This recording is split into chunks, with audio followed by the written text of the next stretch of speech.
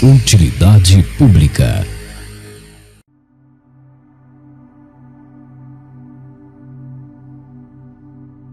Todo mundo conhece alguém que está quebrando por dentro, mas continua sorrindo em fotos. Gente que parece funcional, mas que vive contando os minutos para o dia acabar. Pessoas que têm tudo para dar certo. Um bom emprego, algum dinheiro, uma casa, mas, por dentro, estão vazias, sufocadas por uma angústia que ninguém vê. E se você for honesto, talvez esse alguém seja você. A verdade, aquela que ninguém quer encarar, é que a vida, para a maioria das pessoas, é uma longa sequência de frustrações, obrigações sem sentido e pequenas doses de sofrimento empacotadas em rotinas cada vez mais mecânicas. Você acorda cedo para ir trabalhar, gasta horas em trânsito, engole um almoço qualquer, lida com chefe abusivo, clientes irritantes, contas atrasadas e volta para casa exausto, com a única promessa de alívio sendo um episódio de série que você nem tem vontade de assistir. No fundo, você sabe, algo está profundamente errado com a vida como ela é. Mas aqui vai o soco no estômago. Isso não é um erro. Isso é o sistema. Isso é o padrão. Arthur Schopenhauer dizia que a vida é uma cadeia de necessidades que nunca cessam e que o sofrimento é o estado natural do homem. Cioran chamava a vida de catástrofe repetida. Krishnamurti afirmava que estar bem adaptado a uma sociedade doente é, por definição, uma forma de insanidade. E antes que você tente responder com frases prontas como "a vida tem seus altos e baixos" ou "é tudo questão de perspectiva", pare, respira. Porque isso não é um vídeo de autoajuda. Não estamos aqui para tapar buracos com otimismo. Estamos aqui para encarar o fato brutal de que talvez a vida realmente seja uma merda e o único final certeiro dela é a morte. Mas não vamos ficar apenas na provocação. Vamos mergulhar no que há de mais profundo, mais incômodo e mais honesto sobre a condição humana, através da lente de alguns dos pensadores mais lúcidos e impiedosos que já viveram. Você pode tentar fugir do sofrimento, ignorar a morte, fingir que está tudo bem, mas uma hora a conta chega. E neste vídeo, você vai entender por que esses filósofos estavam certos, por que viver é carregar um fardo absurdo, e por que reconhecer isso pode ser o único passo real em direção a algo que pareça verdadeiro. Agora é tarde para voltar. Você entrou no buraco com a gente. Vamos começar. Você já reparou que o instante em que você deseja algo é exatamente o momento em que você começa a sofrer? Antes do desejo, há o vazio. Depois, a frustração, por não ter o que quer, por ter e querer mais, ou por perceber que aquilo que queria não significava nada. Schopenhauer chamou isso de a escravidão da vontade. E ele não usou essa palavra por acaso. Vontade, para ele, era um impulso cego, irracional e insaciável que comanda tudo, de células a civilizações. A vida não é orientada por razão, mas por carência. A vontade quer, e enquanto ela quiser, você sofre. O mundo moderno adora fingir que isso não é verdade. Vende metas, propósitos, afirmações motivacionais. Siga seus sonhos, dizem. Mas o que ninguém te conta é que o sonho, ao se realizar, vira outra prisão. Você compra um carro, depois quer outro. Você ama alguém, depois começa a sentir falta do que perdeu quando se entregou. A vontade nunca para. Ela aluga a sua alma e cobra caro pelo aluguel. A vida humana deve ser alguma espécie de erro, escreveu Schopenhauer. A prova está em sua própria existência. E ele não era um velho ranzinza gritando para as nuvens. Ele era brutalmente claro sobre um fato que todos experimentam, mas poucos têm coragem de admitir. Viver é se debater entre o desejo e o tédio. Tédio, aliás, é um conceito essencial aqui. Ele não é só uma falta do que fazer. Ele é o grito silencioso de uma existência que não sabe o que quer. Quando você está entediado, é porque não há mais desejo momentâneo para te distrair, e o que sobra é a consciência nua da falta de sentido. Schopenhauer descreveu o tédio como a pausa que revela o absurdo da vida. Entre a dor e o tédio, a existência gira como um pêndulo. Pense no ritmo das nossas vidas. Trabalhamos não por paixão, mas por medo da miséria. Corremos atrás de prazeres que duram minutos. Enchemos o tempo com compromissos inúteis, para não termos que olhar para dentro e ver o nada. A existência humana se reduz a isso: preencher lacunas com ansiedade e chamar isso de vida. E não adianta buscar refúgio na fé cega no progresso ou na bondade humana. Isso não passa de ruído sentimental. A realidade continua sendo que a vida não oferece garantias, nem justiça, nem sentido. E encarar isso não é niilismo, é maturidade filosófica. O otimismo, ao contrário, é uma forma infantil de negar o óbvio. E a ciência? Ela não salva essa equação, só confirma o problema. A neurociência moderna já sabe que o cérebro humano é projetado para desejar, não para se satisfazer. O sistema dopaminérgico funciona como uma armadilha biológica. Quanto mais você tem, mais precisa. Somos literalmente, biologicamente condenados à insatisfação. O otimismo diz: vai passar. Schopenhauer responde: vai piorar ou vai voltar piorado? E isso não é um convite à desistência, é um convite à lucidez, porque só quem entende a natureza do sofrimento pode parar de correr atrás do inalcançável. O pessimismo, nesse contexto, é um antídoto para o autoengano. Ele não destrói a vida, ele retira o verniz barato que impede você de ver o que realmente está acontecendo. Você quer parar de sofrer? Pare de acreditar que a vida deve te fazer feliz. Só quando a gente para de esperar que a vida seja algo que ela não é, começamos a olhar para ela com honestidade. E é aí que nasce, pela primeira vez, a sanidade.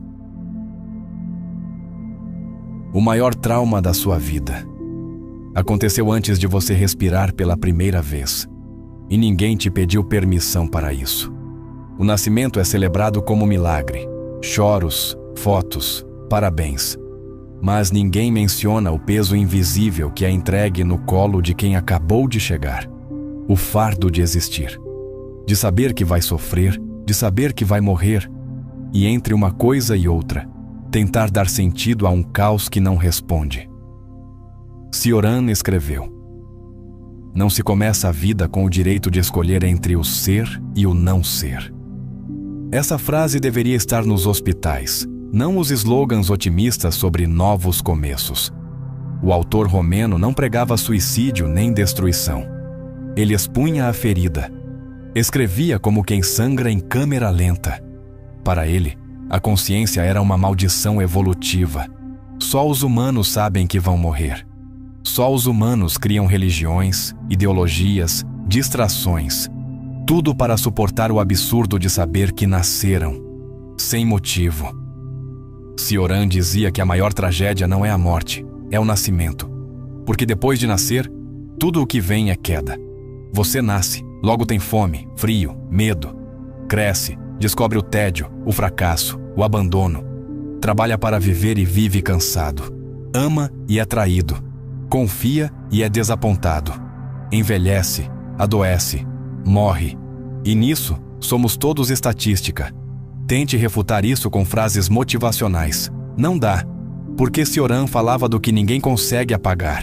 A dor de existir sem motivo claro, sem direção confiável, sem alívio permanente.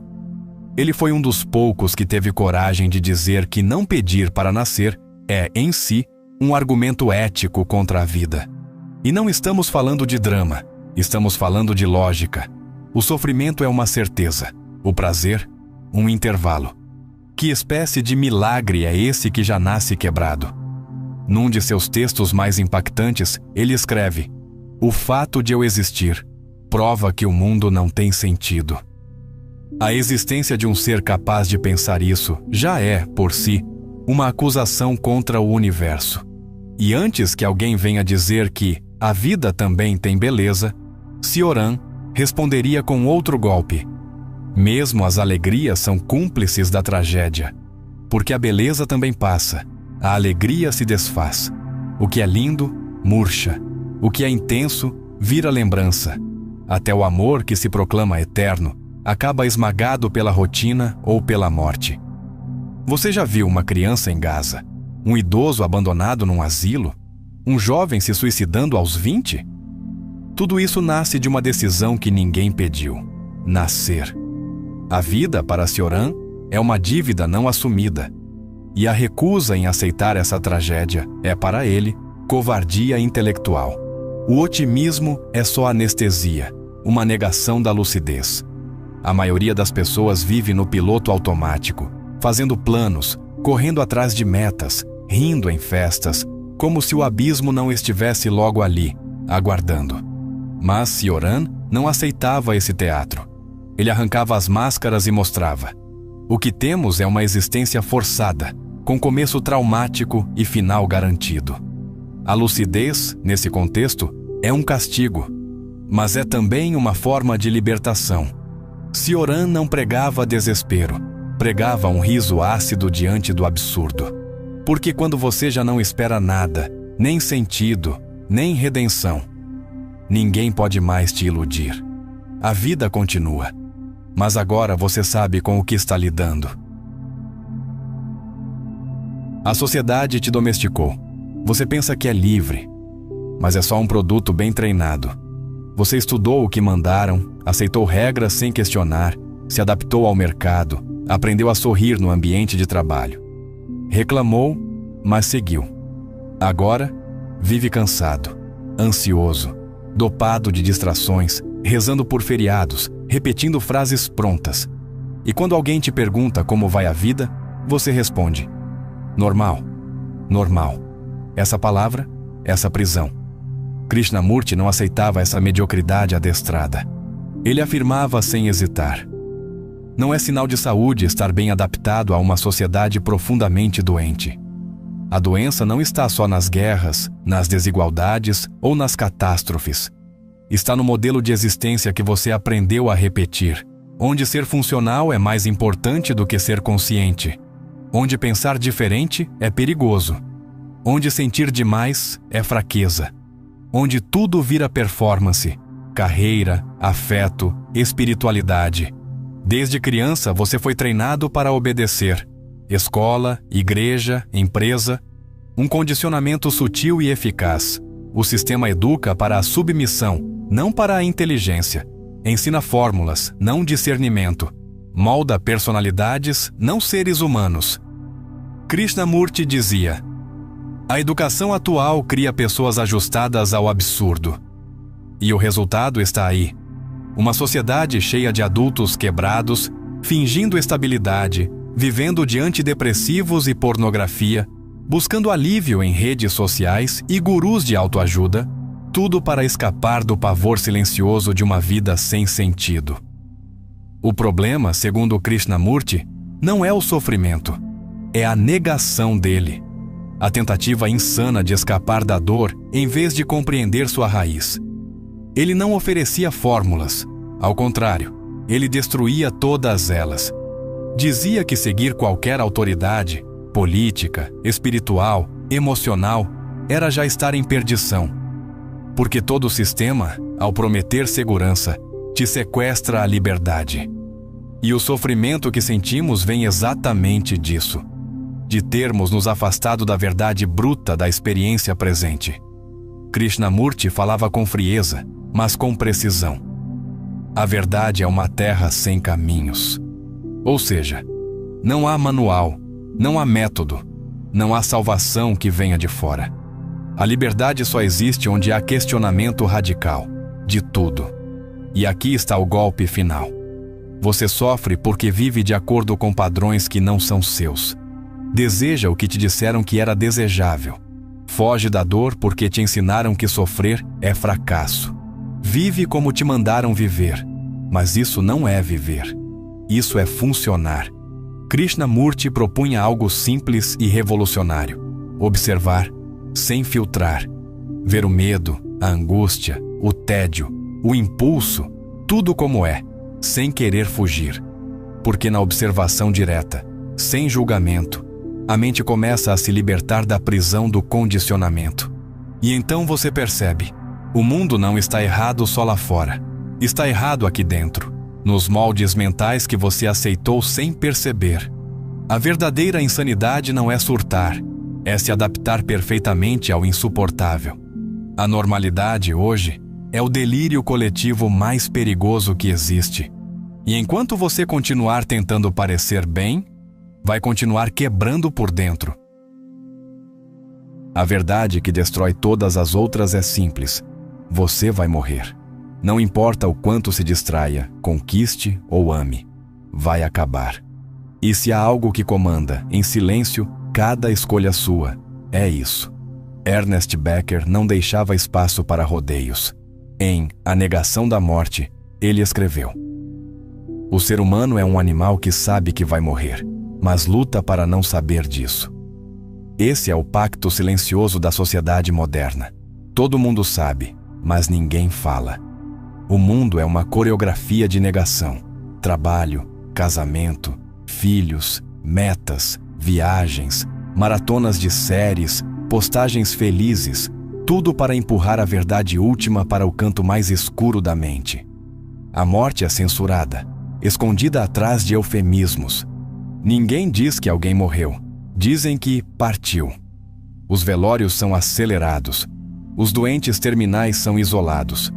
A morte virou obscena, porque nos lembra que somos vulneráveis, finitos, descartáveis. Mas é justamente esse pavor que move a engrenagem do mundo.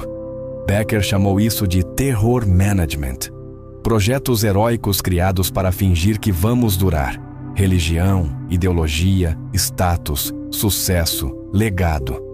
É por isso que pessoas doam milhões para ter o nome em prédios, escrevem livros para serem lembradas, brigam por ideias que garantem eternidade simbólica.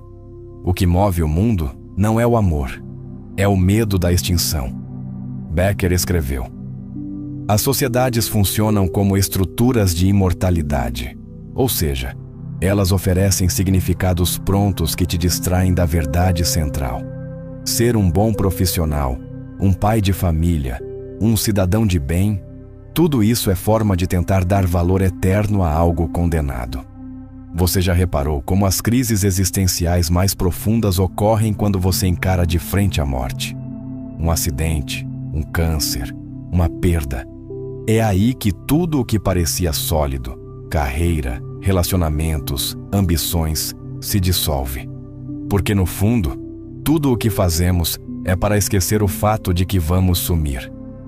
Becker é cirúrgico. O homem se embriaga de cultura porque não suporta a própria fragilidade. E aqui não há saída fácil. Nem Deus escapa desse debate. Becker mostrava como até a fé, muitas vezes, funciona como muleta psíquica para encobrir o medo do fim. A promessa de paraíso, reencarnação ou karma é muitas vezes puro desespero disfarçado de espiritualidade. Quer uma prova do terror da morte? Olhe como bilionários hoje estão investindo bilhões em tecnologias de longevidade, criogenia e uploads de consciência. Eles têm tudo, mas não suportam o pensamento da decomposição. Isso não é sabedoria, é desespero high-tech. A neurociência confirma: quando alguém é confrontado com a própria mortalidade, as áreas do cérebro ligadas ao medo e ao ego entram em estado de alerta. A morte não é apenas um fim, é um colapso simbólico. O eu entra em pane, e Becker nos entrega o golpe final com lucidez implacável. A maturidade é aceitar a morte, não negá-la. A negação da morte é o motor do auto-engano. É por isso que nos alienamos. É por isso que fugimos do silêncio. É por isso que preferimos uma vida superficial, mas confortável, do que encarar o horror de sermos pó, carne e memória prestes a desaparecer. A única chance de liberdade real é olhar o abismo e não desviar. Porque só quem aceita a morte como destino pode começar, enfim, a viver sem mentira. O universo não odeia você, mas também não ama. Ele não sente nada. Essa é a verdade mais ignorada e mais insuportável. Não há propósito, plano, nem justiça maior. Há partículas, colisões, entropia, um caos silencioso. E dentro disso você, uma consciência frágil tentando encontrar sentido onde não há sequer intenção. Ray Brassier não disfarça. A verdade não consola. O niilismo não é uma ameaça a ser evitada, mas uma realidade a ser confrontada. Não existe consolo metafísico. O universo não vai te recompensar por ser bom. A natureza não vai te proteger por meditar. O cosmos não está nem aí para a sua dor. Mas é aí que a filosofia começa, quando para a autoilusão. Brassier propõe que o niilismo não seja evitado, mas vivido com lucidez. É o oposto do escapismo espiritual, da positividade tóxica ou do sentimentalismo burguês. Ele corta tudo o que é confortável e nos obriga a lidar com o que sobra.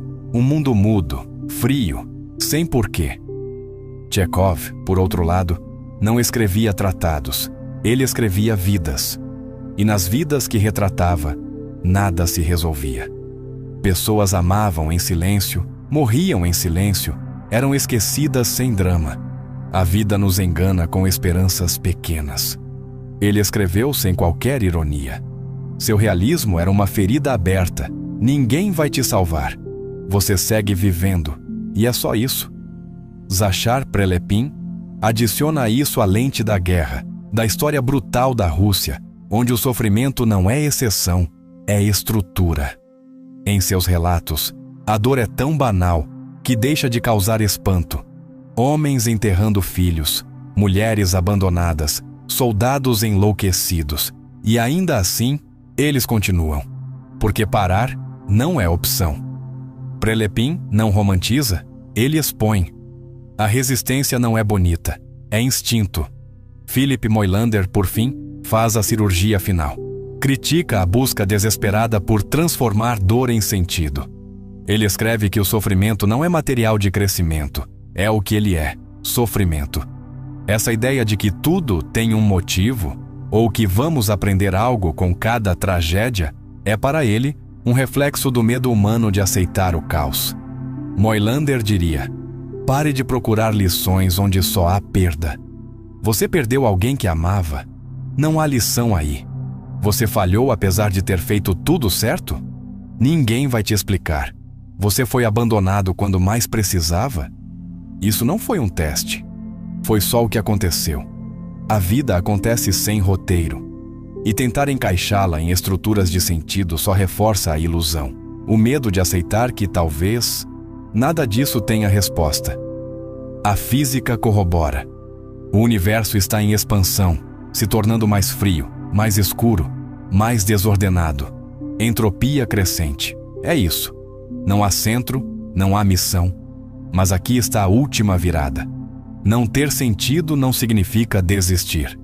Brassier argumenta que encarar o niilismo não nos paralisa, nos liberta. Porque quando você não espera mais salvação, nem redenção, nem justiça, você está, enfim, livre para viver sem mentir para si mesmo. Viver porque está vivo. Continuar porque parar também não traz alívio. Criar, ajudar, sentir. Não porque há um grande plano, mas porque é o que você pode fazer nesse intervalo minúsculo entre dois nadas. A coragem não está em negar o vazio, está em olhar o vazio e seguir. Você chegou até aqui. Você ouviu cada palavra, encarou cada verdade. E isso já é mais do que a maioria tem coragem de fazer. Não é fácil.